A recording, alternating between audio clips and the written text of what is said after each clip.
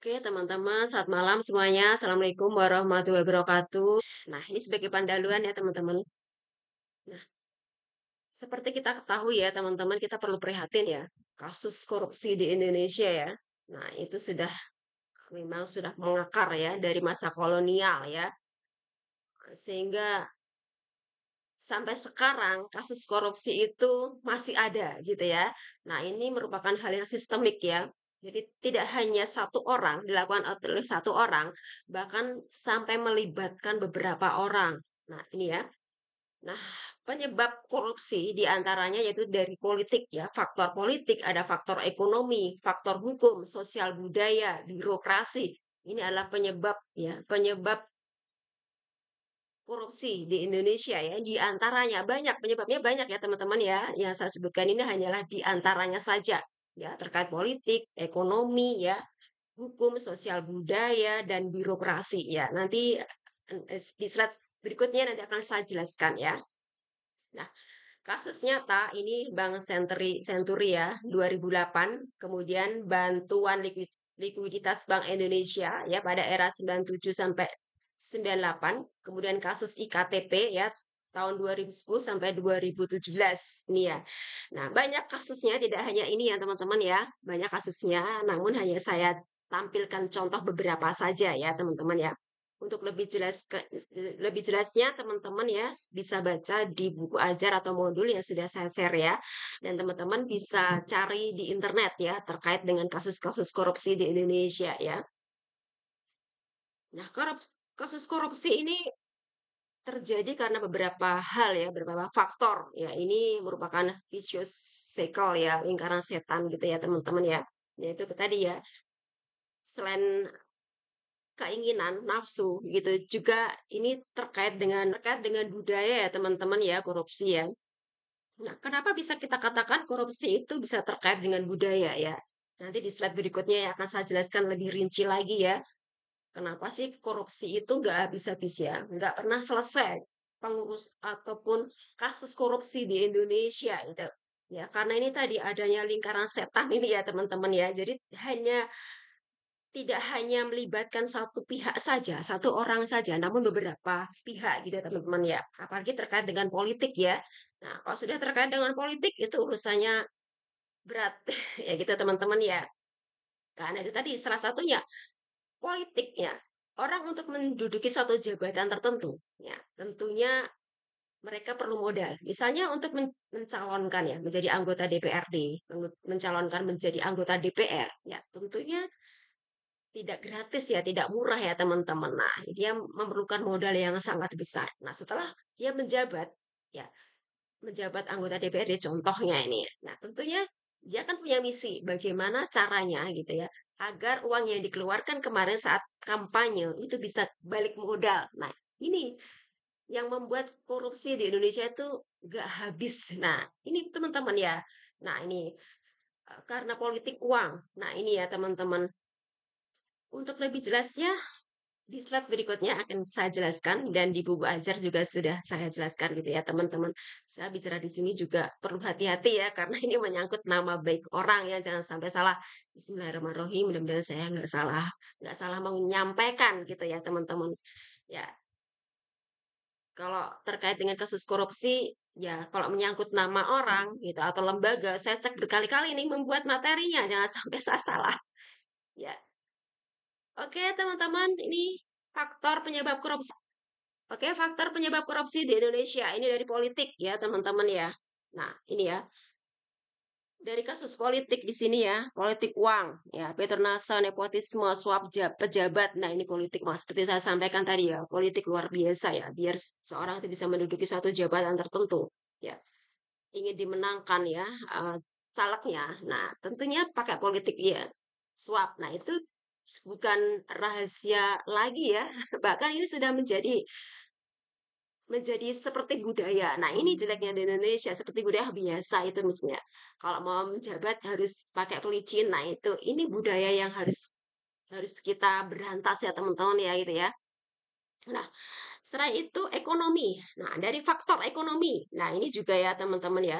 dari gajinya rendah, ya orang tidak bersyukur tentunya ya, "Ah, kok dapat gaji sekian?" Gitu ya, gajinya kecil padahal posisinya itu posisi yang basah, di mana di situ uang itu keluar masuk, uang itu banyak sekali apalagi ya namun karena adanya kesempatan. Nah, adanya kesempatan nih ya, nah dia itu melakukan hal-hal yang dilarang, yaitu dia korupsi, karena ada kesempatan. Tidak hanya keinginan, tapi dia ada kesempatan dan ada peluang karena dia menduduki jabatan yang itu tadi, dia memegang kendali terhadap keluar masuknya uang. Ini teman-teman ya. Dan, dari gajinya gitu, kok gajiku hanya sekian, sedangkan keluar masuknya uang yang saya urusin itu bermiliar-miliar loh, nggak sebanding dengan gaji yang saya terima. Nah, itu orang nafsu, itu ya, nafsu serakah. Nah, ini teman-teman juga pengaruh ya, bagaimana caranya biar bisa mendapatkan uang gitu ya, di luar gaji. Nah, ini ya teman-teman nafsu, godaan setan, lingkaran setan ini bener ya, godaan setan ini ya, sangat luar biasa sekali. Nah, ini teman-teman ya. Kemudian ada ketimpangan ekonomi, ya. Kemudian juga ada suap bisnis. Nah, ekonomi ini suap, kasus suap juga, apalagi di posisi basah, ya. Seperti yang sebutkan tadi ya, yang kasus sering banyak kasusnya itu ya di posisi-posisi yang basah, pajak, keuangan, nah itu ya. Biar pajaknya tidak besar, misalnya perusahaan ya. Biar pajakku tidak ditarik besar, tolong dong Pak, gitu ya. Tolong dong Pak, gitu ya. Hitungin pajak yang nilainya jangan sampai 10 miliar misalnya. Separuhnya aja lah 5 miliar pajak saya misalnya. Kasihlah uang suap tempel gitu ya. 1 miliar buat Bapak lah. Yang penting ini nilai ya, nilai pajak saya nanti hitungannya nggak tinggi misalnya gitu ya tuh perusahaan ya. Satu perusahaan atau satu lembaga ini. Contoh-contoh saja. Jadi dari kasus-kasus yang sudah terjadi gitu ya. Jadi kita bisa bisa, eee, melihat gitu bahwa kasus itu terjadi itu karena dia bukan hanya keinginan, tapi ada kesempatan. Ya, karena godaan tadi, jadi imannya tidak kuat tadi ya, kembali ke iman gitu ya. Kemudian rasa syukur, dia tidak memiliki rasa syukur, sudah ditempatkan di posisi yang bagus. Nah, dia tidak amanah, integritas, dia tidak adanya integritasnya itu teman-teman ya. Nah, kemudian penyebabnya juga hukum. Nah, ini lemahnya penegakan hukum. Terus di sini apa? Judicial corruption. Nah, ini ya, penegakan hukum karena tidak ada peraturan yang tegas ya terhadap hukum di Indonesia. Ya, seperti di negara-negara luar gitu, ada beberapa negara gitu ya teman-teman yang menerapkan hukuman mati, ya. Nah, itu sehingga pelaku-pelaku korupsi itu menjadi takut, ya. Korupsi, wah, korupsi nggak seberapa gitu ya, teman-teman ya. Terus nanti kalau ketahuan dihukum mati ya, taruhannya nyawa orang akan ada rasa jera, efek jera gitu ya. Jadi pada takut untuk berbuat korupsi itu benar sekali ya. Kemudian sosial dan budaya. Nah, budaya permisif, kemudian apa ini ya, agak kecil-kecil misalnya, uang pelicin, gratifikasi. Nah, ini teman-teman ya. Nah, ini ya. Kemudian administrasi dan birokrasi, nanti penjelasannya ada di slide berikutnya ya. Ada prosedur yang rumit dan tidak transparan, lemahnya pengawasan, korupsi proyek, misalnya korupsi IKTP ya teman-teman. Ini sudah terkenal sekali korupsinya ini ya, bertahun-tahun ini kasusnya ya. Oke, next slide ya. Nanti saya jelaskan satu-satu. Ya, faktor politik nih, politik uang, money politik ya, pemilu 2019 banyak laporannya ini ya. Nah, ini ya, banyak laporannya ya emang ya kalau politik itu tidak lepas dari itu suap ya, uang ya. Biasanya ini ya, caleg-caleg ya. Ini bukan rahasia lagi ya. Ya, banyak yang tahu ya gitu. Caleg-caleg biar biar lolos biasanya nih ya teman-teman ya, ngasih uang tuh. Ya, ngasih uang ya lah, ngasih beras lah, sembako lah. Nah, ini adalah budaya yang tidak bagus di Indonesia ya. Kenapa sih harus pakai uang gitu ya? Nah, ini menyebabkan ya integritas Indonesia itu menjadi buruk ya teman-teman ya. Yang membuat Indonesia itu nggak akan bersih gitu ya. Kalau selama masih ada politik uang, ini dalam politik kita, nggak akan bersih Indonesia gitu ya. Nah, harus diciptakan suatu sistem nih, bagaimana caranya ya, dalam pemilihan umum itu ya, jika ada yang melanggar gitu harus dikasih sanksi yang berat ya. menggunakan politik uang pada saat pemilu, dikasih sanksi yang berat, misalnya kalau ketahuan itu langsung dicoret namanya gitu misalnya dari daftar pemilih misalnya ya, ataupun dihukum seumur hidup atau apa misalnya contohnya. Rasa dan nepotisme, ini balas jasa dan penempatan kerabat. Nah ini juga nepotisme. Jadi kalau dia menjabat, sudah menjabat nih ya, seperti kasus sekarang ya teman, nggak perlu saya sebutkan ya. Kalau dia sudah menjabat, anaknya, ponakannya, saudaranya, semuanya diangkat untuk menduduki satu jabatan di pemerintahan. Itu teman-teman ya. Nah itu tidak hanya di pemerintahan, di swasta juga begitu ya. Saudaraku dong, nitip dong gitu ya. Nitip dong ini biar kerja ini, masukin dong kerja. Nah ini ya teman-teman, nah ini juga membuat kinerja jadi tidak bagus ya. Ya, ya kalau dia mempunyai kompetensi ya, kompetensi sih ya tidak terlalu merugikan ya teman-teman ya. Kalau dia kompeten di bidangnya, oh memang dia bagus kok, kompeten gitu. Tapi kalau dia tidak kompeten menduduki suatu jabatan, nah bagaimana nanti ya pemerintahan itu bisa berjalan dengan baik kalau perusahaan tadi usaha tersebut bisa berkembang dan maju ya. Ya, tentunya akan terjadi ketimpangan di situ ya karena tidak sesuai dengan kompetensinya ya gitu. Kinerjanya tentunya tidak sesuai target ya, tidak sesuai yang diharapkan ya teman-teman ya. Nah, ini juga banyak ya kasus nepotisme. Faktor politik penyebab korupsi nih teman-teman ya.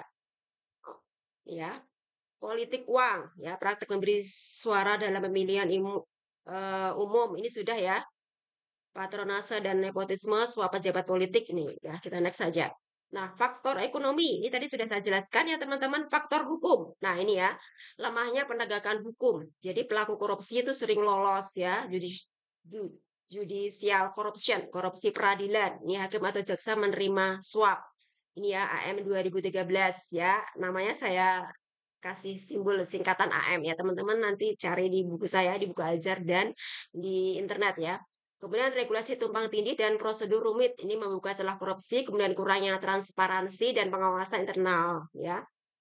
Oke, next saja. Nah, ini tingkat penegakan hukum dan kasus korupsi di Indonesia nih teman-teman ya. Banyak sekali kasus korupsi di Indonesia. Ini saya baru dapat memperoleh data tahun 2020 sampai 2025, saya belum dapat datanya ya, teman-teman. Oke, untuk upaya perbaikan sistem hukum, nah ini kita perlu ya, perlu adanya uh, reformasi peradilan. Nah, ini tujuannya untuk meningkatkan transparansi putusan, memperkuat mekanisme pengawasan internal, dan memberikan sanksi tegas bagi hakim atau jaksa yang terbukti menerima suap. Kemudian perlu penyederhanaan regulasi, mengurangi kompleksitas peraturan agar tidak menjadi celah korupsi.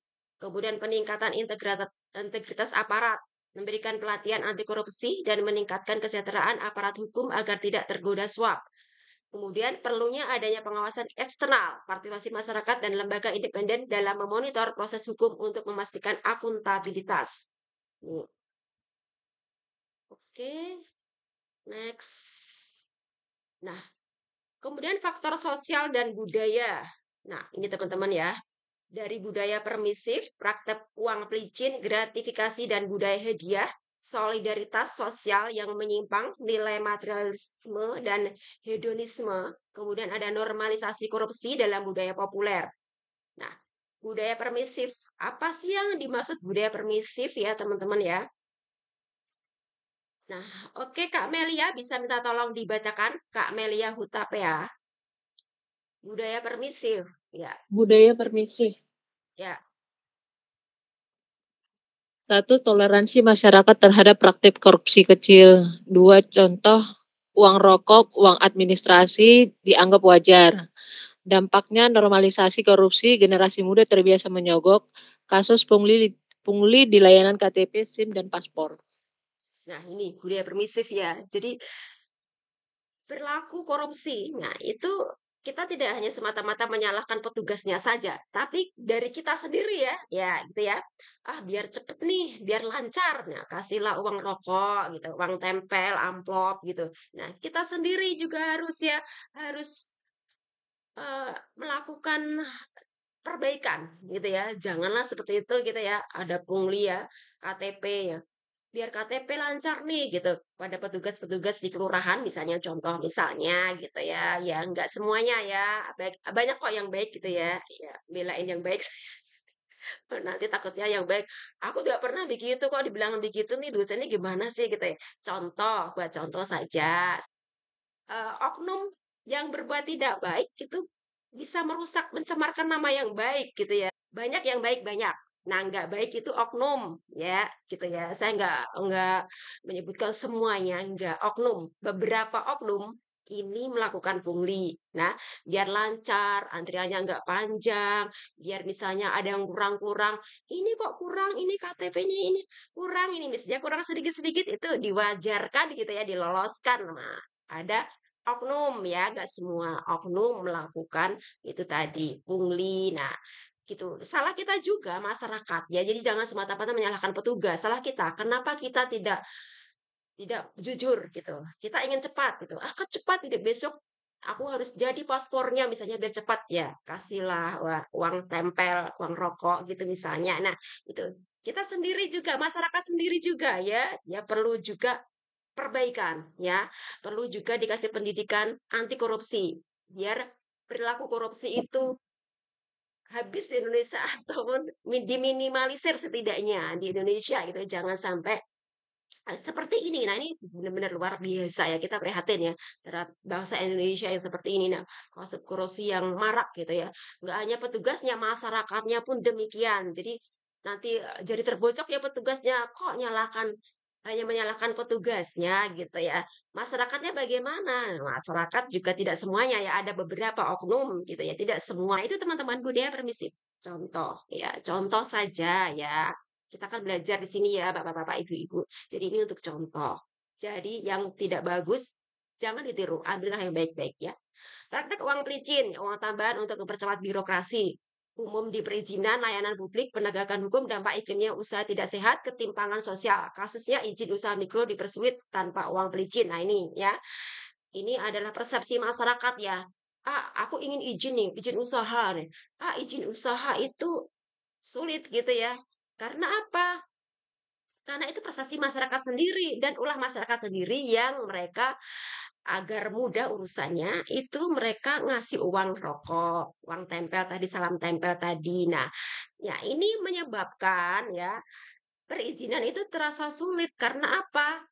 Pejabat tadi yang mendapat uang tempel tentunya mendahulukan orang yang ngasih uang tempel daripada orang yang tidak ngasih uang. Nah, ini teman-teman ya yang mengakibatkan suatu urusan masalah itu terkesan sulit karena itu tadi ada budaya tadi. Ya, budaya uang pelicin tadi yang nggak ngasih pelicin entar-entar gitu ngantri. Yang kasih uang pelicin cepat. Nah, ini juga salah kita sendiri ya, teman-teman ya. Masyarakat perlu juga tadi dikasih pendidikan eh, anti korupsi gitu ya. Jadi budaya budaya korupsi itu diminimalisir gitu ataupun, dihilangkan dari Indonesia gitu. Kemudian gratifikasi dan budaya hadiah. Ini tradisi hadiah sering berubah jadi gratifikasi ilegal. Batas antara hadiah tulus dan suap terselubung kabur. Ini contoh Bupati Probolinggo, suap lelang jabatan ASN. Maaf ya Pak, ini saya menyampaikan ini ya, ya untuk belajar gitu ya buat teman-teman mahasiswa ya, agar tidak melakukan hal-hal yang melanggar ya, melanggar hukum maksudnya ini ya. Kan ini kalau tersingkap kasusnya gitu ya, nama baik ya dipertaruhkan ya teman-teman, nama baik gitu ya, nama baik yang menjadi taruhannya gitu ya. Oke, kemudian next ini solidaritas sosial menyimpang. Jadi korupsi dilakukan kolektif demi loyalitas kelompok, budaya patronase, bawahan wajib setor ke atasan. Nah ini bawahan wajib setor ke atasan. Kasus rekayasa anggaran proyek daerah. Nah ini ya, biasanya kalau kasus korupsi itu rombongan. Biasanya tidak hanya melibatkan tidak hanya satu orang atau dua orang saja. Biasanya itu sampai atasan setor sini gitu ya. Itu pimpinan ya. Pak yang terima beres Pak, tanda tangan Pak. Ya, nanti setor. Tenang Pak, 2% untuk Bapak misalnya. Nah ini ya. Ini teman-teman, solidaritas boleh, tapi kalau solidaritas solidaritas untuk kerjasama korupsi ya tidak boleh. Ini adalah melanggar hukum ya teman-teman. Kemudian materialisme dan hedonisme, ya orientasi hidup pada harta, jabatan, kemewahan. Jadi gaya hidup instan memicu perilaku koruptif. Ini kasusnya ya, Bansos COVID-19 ya 2020, ini saya samarkan namanya JP. Teman-teman cari sendiri ya. Dan ini ada di buku saya tadi, di-share buku ajar saya ya. Jadi ini, bagaimana caranya ini pejabat-pejabat ya ingin hidup mewah ya, gitu ya. Mereka melakukan korupsi ya, bisa beli mobil mewah, rumah mewah. Nah, itu ya teman-teman ya. Kasus kemarin demo ya teman-teman ya, luar biasa ya. Ya, itu untuk pembelajaran ya bagi pejabat-pejabat gitu yang tidak bisa bekerja dengan baik ya, dijarah masa. Nah, itu ya, teman-teman. Nah, banyak masyarakat yang kekurangan mereka ya pamer-pamer hartanya di medsos. Janganlah teman-teman ya, janganlah riak pamer. Itu pembelajaran buat kita ya, buat saya dan kita semua ya teman-teman ya, agar tidak melakukan hal-hal seperti itu ya. Kalau dalam Islam ada ain, ya, ada ain. Nah, itu rasa iri dengki seseorang itu bisa menghancurkan ya. Jadi jangan pamer harta, pamer kekuasaan gitu. Kalau punya barang-barang mewah, jangan dipamerkan gitu ya, teman-teman ya. Nah, itu orang-orang yang iri dengki ya tidak suka. Nah, itu mereka bisa istilahnya berpikiran buruk kepada kita, istilahnya menyumpahin nih, misalnya nyumpahin ya, ah gitu pamer gitu ya, nanti kita sumpahin begini gini, kan hati orang nggak sama ya teman, nggak semua orang baik, tidak semua orang suka melihat kita bahagia, melihat kita sukses. Jadi tidak, intinya di sini ya tidak semua yang kita miliki, tidak semua kekayaan atau kesuksesan yang kita miliki kita share di medsos. Tidak boleh seperti itu ya. Kita harus bisa menahan diri ya, karena tidak semua orang itu senang melihat kita bahagia, senang melihat kita sukses. Nah, itu teman-teman kalau di Islam memang ada aturannya yaitu bisa kena ain gitu ya teman-teman ya. Gitu kalau di Islam ya. Jadi jangan pamer harta di tengah-tengah orang itu banyak yang menderita gitu ya teman-teman ya. Intinya itu kita harus waspada gitu ya. Oke, lanjut. Jam berapa nih teman-teman? Normalisasi budaya korupsi dalam budaya populer. Nah, ini film sinetron humor, nah pejabat korup digambarkan lucu. Nah, ini ya, biasa korupsi, nah gitu dianggap kayak kartun, nah gitu ya, digambarkan seakan dalam sinetron sebagai humor. Nah, ini ya, jangan menormalisasi korupsi, itu suatu pelanggaran besar ya teman-teman, merugikan masyarakat. Nah, masyarakat jadi tidak sensitif terhadap kejahatan korupsi, dianggap biasa. Biasalah pejabat korupsi, biasalah kita ngasih uang rokok, uang pelicin biasa. Nah, biar lancar biasalah. Nah, makanya kasih itu dong, kasih uang rokok gitu biar lancar. Nah, ini masyarakat jadi menganggap hal tersebut tuh biasa, teman-teman. Nah, ini ya, normalisasi korupsi dalam budaya yang populer nih. Dampaknya korupsi dianggap hal biasa. Nah, ini harus perlu-perlu ditegakkan ini ya, agar budaya korupsi itu tidak terjadi di Indonesia. Ini contoh kasus ya, contoh kasus 2010 ini GT ya, teman-teman ini nama simbol aja. Nanti teman-teman cari ya di buku ajar dan di internet. Hedonisme pajak triliunan, kemudian kasus K, Rektor Unila, suap penerimaan mahasiswa, kemudian pungli dana samsat dan dukcapil. Ini uang pelicin dianggap wajar. Nah, ini teman-teman ya. Maaf ya, Pak Polisi, maaf ya. Oknum, tidak semua. Banyak yang baik, tapi ini saya membicarakan yang oknum saja, yang tidak jujur. Ya. Kemudian refleksi dan solusi perubahan budaya penting dalam pemberantasan korupsi. Jadi kita perlu melakukan langkah strategis di antaranya pendidikan nilai anti korupsi sejak dini, kampanye sosial menolak uang rokok atau uang pelicin, digitalisasi layanan publik. Nah, ini digitalisasi layanan publik. Nah, ini ya semuanya serba online, digital. Nah, ini tujuannya tadi untuk mengurangi masyarakat yang menyuap tadi, yang ngasih uang pelicin, uang rokok. Nah, ini ya. Jadi semuanya serba online. Nah, biar tidak ada lagi yang ngasih uang pelicin, ya, uang rokok, dan ya korupsi untuk meminimalisir adanya korupsi.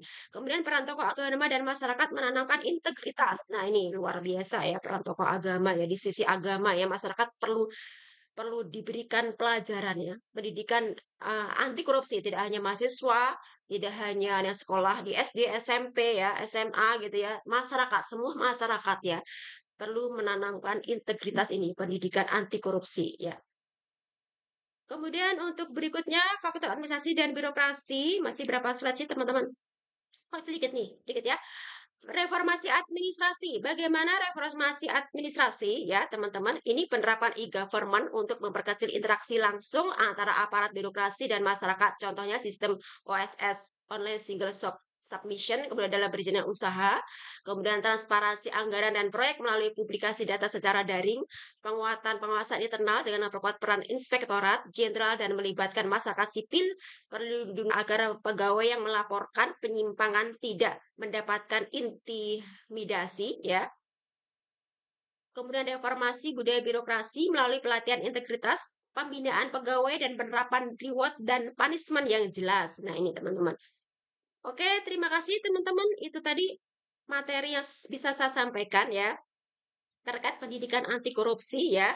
Maaf ini lebih 8 menit, maaf ya teman-teman.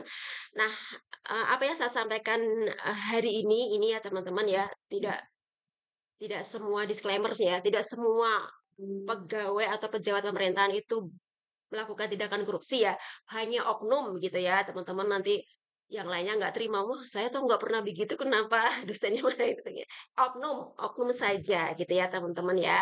Jadi pendidikan anti korupsi ini ya kita pelajari agar ya di kemudian hari tidak terjadi lagi tindakan korupsi yang merugikan bangsa Indonesia ataupun masyarakat Indonesia teman-teman ya. Ini itu ya tujuannya itu ya. Ini adalah ilmu yang bagus ya, nasihat buat saya dan kita semua agar berhati-hati dalam bertindak gitu ya, dalam berbicara, dalam bermedsos juga berhati-hati ya.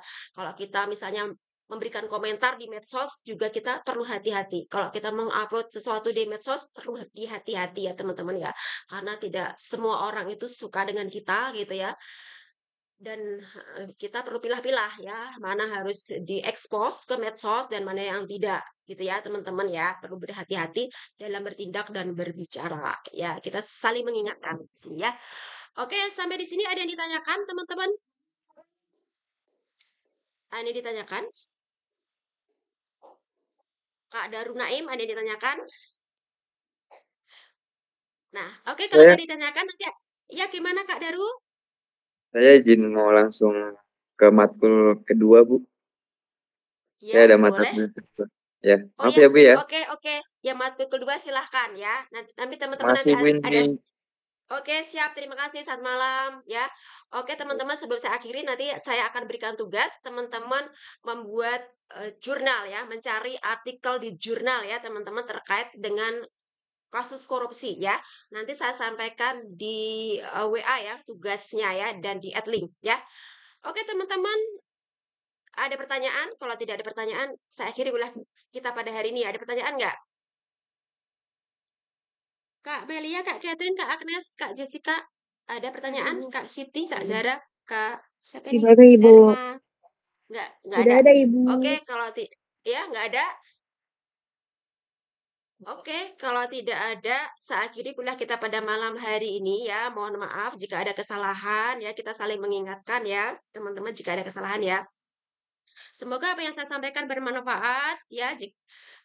Jika ada kekurangan saya mohon maaf sebesar-besarnya ya. Bila itu ya. Wassalamualaikum warahmatullahi wabarakatuh. Selamat malam, sampai jumpa minggu depan. Terima kasih teman-teman semuanya. Selamat malam. Assalamualaikum. Terima kasih Ibu.